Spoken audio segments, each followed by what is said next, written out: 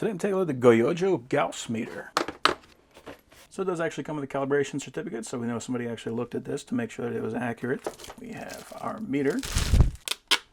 We got a port on the top for our probe. We got a spot on the back for our batteries. We got our interface on the front. This actually comes with a Panasonic battery, so that's nice. And we got a little screwdriver to install it.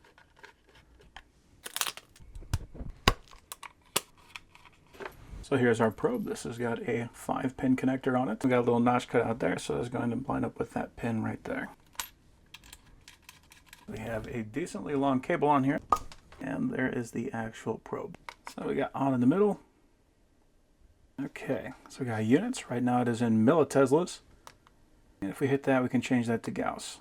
So milliteslas or Gauss, whichever one we prefer.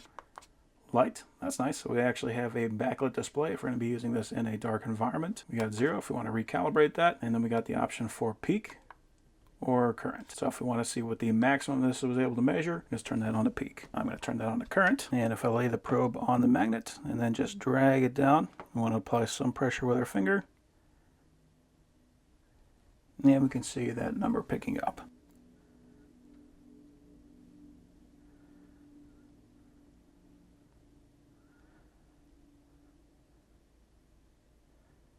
It looks like we're getting to about, oh, right around 3,000 Gauss for that magnet.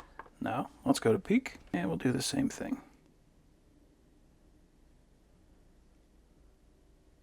There we go, cool. So we can see the maximum that this magnet was able to measure. And if we hit units there, we can see what the exact calculation of milliteslas is. So you can see that it's just a matter of moving the decimal. So yeah, very simple tool, very easy to understand, easy to use, has a very nice Gauss meter.